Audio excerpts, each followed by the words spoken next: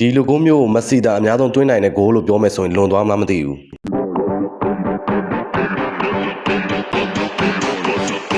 မြန်မာမင်္ဂလာပါတကယ်တော့မလွန်ပါဘူးရက်ွက်ထဲမှာဆယ်ကျော်သက်ဘိုးကနေပူမရှောင်မိုးရမရှောင်ဘောလုံးကန်ခဲ့တဲ့ကလေးလေးတယောက်တော့ပေါ့ကိုကဘောလုံးကန်ညာတန်တယောက်ပါမက်ဆီကတော့အားလုံးသိတဲ့အတိုင်းပဲတန်ပေါ့ဒါပေမဲ့ဒီဗီဒီယိုမှာပဲတန်နဲ့ညာတန်တွေကအရေးမကြီးပါဘူး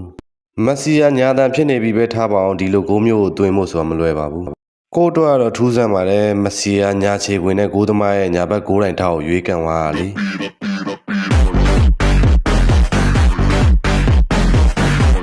ဒီလိုကိုမျိုးကကိုကလေးဘဝကအရန်ကန်မှုခက်ခဲခဲ့တယ်ဆိုတော့ညီတို့ဒီဗီဒီယိုလေးကိုအစအပြန်ကြည့်ပြီးတော့ပြန်ပြောပြမယ်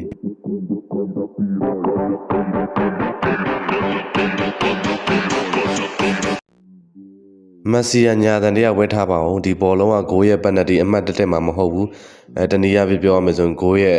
အလဲစန္ဒာတက်မှာမဟုတ်ဘဲနဲ့ဂိုးရဲ့အပြင်ဘက်ပေ20လောက်ကွာတဲ့နေထားရင်ဂိုးသမားရဲ့ညာဘက်ထောက်ညာခြေခွင်နဲ့ကန်မှုဆိုတာမဖြစ်နိုင်ပါဘူးဒီအနေထားမှာကိုသာကန်ခွင့်ရမယ်ဆိုရင်ဘောလုံးကဂိုးသမားတက်တဲ့ဒါမှမဟုတ်ရင်ကွင်းညာတောက်မှာရှိတဲ့တောက်ကန်ဘောကန်တဲ့အလန်တိုင်းရှိကိုဘောလုံးကရောက်သွားမှာဖြစ်ပါတယ်ဒီဗီဒီယိုလေးကဘောလုံးဝါသနာရှင်ညီငယ်ညီမငယ်များအတွက်အနှဲငယ်ထောက်ကူဖြစ်ခဲ့တယ်ဆိုရင်တော့ကိုဝမ်းသာပါတယ်မြန်မာမင်္ဂလာပါ